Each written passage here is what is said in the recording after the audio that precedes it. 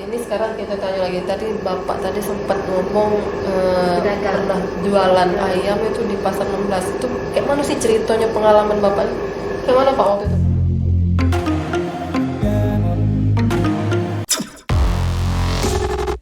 Yang pertama kan ini kan, jualan ayam itu dulu kan saya bekerja di Bank Bali yang mendapatkan penghasilan tiap bulan. Kemudian saya berhenti. Anak itu Ai masih umur kurang lebih 20 tahun, 4 tahun lah kan. Itu anak pertama Pak ya? Anak pertama kan. Kemudian yang kedua juga masih butuh susu kan. Kalau Ai taruhan sekarang sampai ejai. Penghasilan adik lagi. Tinggal di rumah mertua kan. Nah, tentu ini menjadi motivasi kan? Paling tidak untuk beli susu. Sebagai orang tua kan kewajiban kita untuk. Nah, jadi ada kawan yang jualan ayam. Dia coba-coba untuk coba-coba di awal itu. Ya, semuanya kan harus coba, bukan niat yang sesungguhnya yang terpikir jauh lah, bukan. Coba-coba kalau pertama kali kan nyabut ayam banyak susah gitu kan. Biasanya nyabut ayam bersihin ayam kampung, ini bersihin ayam potong. Kalau ayam kampung kan perlu air mendidih. Kalau ayam potong kan tidak perlu kan. Jadi kalau ayam mendidih justru rusak. Jadi di awal itu kan nyabutnya kan 5 ekor. Kami mulai jam 8 karena ayam itu mau dibawa ke pasar 16 itu jam 2 harus dipasarkan kan. Susah, selesai. Karena teknis itu dia tidak tahu kan, kita tidak mengerti.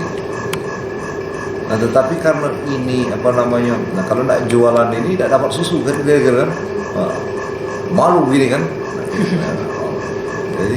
Jadi motivasi. Waktu itu jualan apa ya? Bukan di tempat dari rumah di Kenton, Bedeng, tempat kawan ini tinggal di Bedeng di Macan Lindungan. Di Macan Lindungan. Jadi ke tempat dia kan. Transport kan mobil kan susah malam kan. Jadi dari Macan Lindungan jalan kami bawa lampu patroma pertama kali. Bawa meja. Terus ayam ini digendong di karung, jalan dari Macan Lindungan sampai ke lampu merah, Demang Lebar Daun. Jauh juga. Jalan kaki. Baru dapat mobil dari situ kan. Mobil lemabak, bukan mobil apa itu, yang Pak Jo kan. Sejahtera. Ke jam 2 malam. Nah sampai di itu masalah tempat. Tidak ada tempat kan, tapi mejanya sudah dibawa karena tidak ngerti. Tapi alhamdulillah kan, karena kita langsung tidak tahu siapa itu dulu yang nyambut kami itu. Sudah Pak, kalau pertama jualan di sini. Kita tidak tahu kan ada iuran kebersihan, ada iuran apa, tidak tahu waktu itu malam itu termasuk kami. Yang namanya serba belum tahu, banyak lah kan hal-hal yang sangat. Tapi alhamdulillah kan. Kalau kita tadi keinginan kita di latar belakang karena anak-anak susu ini tadi Selamat ya, sehingga kita menemukan jalan keluar. Jadi kita bisa belajar bergaul. Dari 5 potong lebih dari 5 potong Itulah saya juga kan setelah aku sering kan mikir kan, dulu itu dari Januari saya jualan itu 5 ekor itu kan susahnya setengah mati. Tetapi di bulan 4 aku bisa jual 4.000 ayam. Dalam 3 bulan Pak ya? Dalam 4 bulan. Itu tahun berapa Pak? 2001. Cepet juga belajarnya Pak. Nah itu Bu, artinya tangan-tangan Tuhan itu. Dalam 4 bulan ini saya maksimalkan, aku fokus di ayam. Karena apa aku dulu? Untung ayam ini 1 ekor itu bisa 1.000 dulu kan. Jadi aku kaitkan dengan gaji itu kemarin di Bank Bali 600.000 waktu itu. 600.000 deh bang. Kalau aku jualan ayam 600 ekor berarti Sama cara bang sama Bali. gaji lah kan, Iya. 20 ekor sama dengan pendapatan dan aku bisa bekerja lagi. Itu pertimbangan. Aku bisa jual ayam 20 ekor. Tetapi alhamdulillah karena kesungguhan kita, keinginan kita, ya, bukan 20 ekor itu per hari, tapi bisa 4.000 ekor per hari dalam waktu 4 bulan. Tapi sempat gak bapak dulu? Itu kan namanya jualan di pasar. Sempat gak kena marah Pol PP?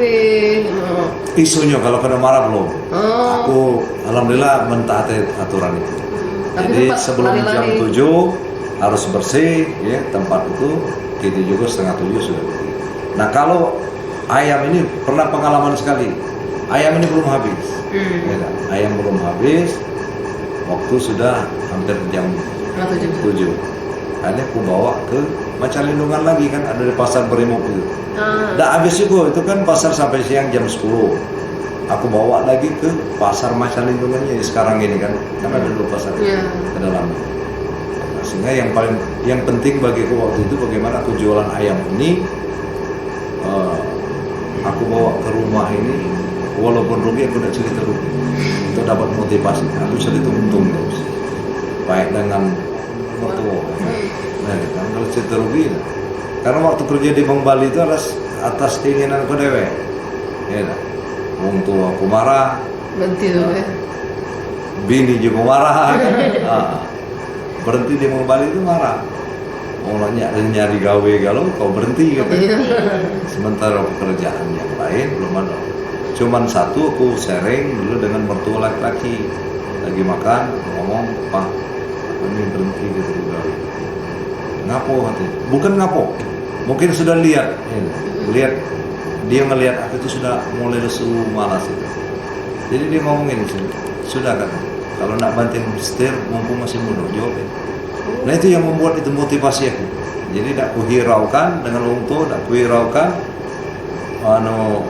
ya keluarga yang lain lah. Sehingga aku ada motivasi kalau nak banting setir mumpung masih muda. Itu dia ngomong. Jadi nyonya anak marah aku berhenti itu kata urusan. Lah doa sih sudah Memang nak berhenti itu memang nak berhenti kan, lah sudah jenuh. Sudah jenuh. 9 tahun bekerja. 9 tahun ya. Jenuh. Jadi kalau jenuh itu tadi kita tidak sungguh-sungguh mana nak berhasil lagi. Iya. Nah, jadi pimpinan kita sudah ngelihat kita kesal, kita pegawai juga sudah ugal-ugalan. Jadi banyak yang nanggung nih. Akhirnya kan sakit gitu kalau pegawai ugal-ugalan. Sudah.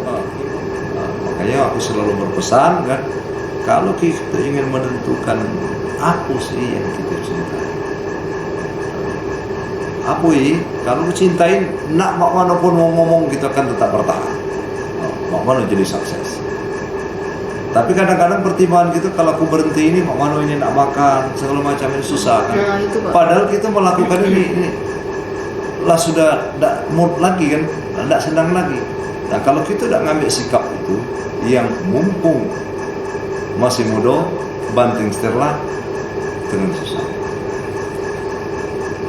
Yang tadi aku sering ngomong kan, yang berhasil di bank, bekerja di bank ini banyak, sukses kan.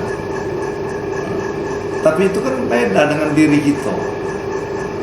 Aku walaupun mau ada jenuh, mau ada berhasil lagi. Aku ngambil ukur diri kita. Nah sekarang kita bandingkan, bekerja di Bank Bali ukuran materi kan penting jadi kita.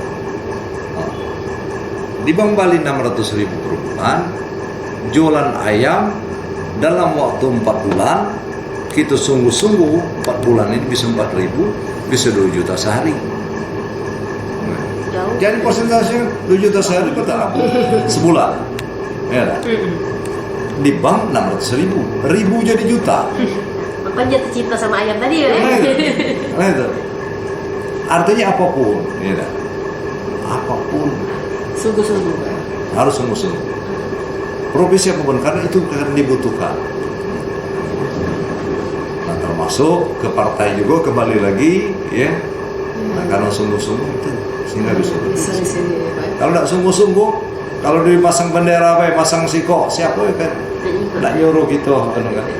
Jadi apapun, nah kita ini kadang-kadang belajar itu karena kita menemukan sesuatu yang lain bagi kita. Nah, itulah kita harus sungguh-sungguh yaitu untuk mempelajarinya sehingga kita bisa berhasil. Contoh. Terakhir mungkin Pak, ini sudah periode kedua Bapaknya jadi Ya. wali kota. Mungkin harapan untuk Kota Palembang ini sampai Bapak menyelesaikan kepemimpinan di sini apa sih Pak? Ya. Keinginan Bapak itu kalau kita lihat kan sudah banyak nih Bapak merencanakan bangun jalan tol, bangun wisata segala macam. Nah, apa sih dalam beberapa Ya, tahun jadi- ini yang harus dikejar Pak? Palembang ini adalah kota yang tertua, kota yang terkenal. Banyak tempat destinasi pariwisata kota Palembang ini menjadi yang terpopuler dan diakui. Kemarin kan jembatan Ampera sebagai wisata terpopuler. Kemudian ada Aturan Raksasa. Kemudian ada Kampung Arab. Nah, Pulau Kemarau ini adalah pulau yang sudah melegenda.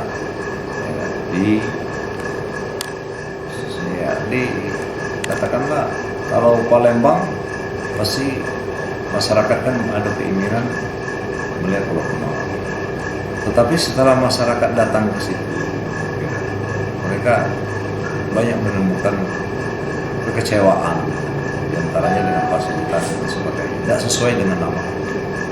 Nah, oleh karenanya mudah-mudahan ada 2 tahun setengah lagi di kami akan membuat bagaimana Palembang ini punya ikon sehingga betul-betul akan menjadi daya tarik tersendiri. Jadi kalau doanya, memang sudah banyak ya apa yang kita lakukan selama ini membangun ibu kota Palembang, tetapi ini menurut kami belum ada ikon yang betul-betul akan menjadi daya tarik bagi pengunjung yang datang ke Palembang. Mudah-mudahan kehadiran Pulau Kemarau ini ya, dengan kondisi pandemi saat ini akan kita upayakan tadi dengan cara yang sungguh-sungguh. Jadi tidak ada yang tidak bisa kalau kita ingin melakukan secara sungguh-sungguh. Target kita Pulau Kemarau ini menjadi ikon kota Palembang, insya Allah akan terwujud. Tentu atas doa, dukungan serta peran serta kita semua. Nah, inilah yang kita saat ini kita persiapkan.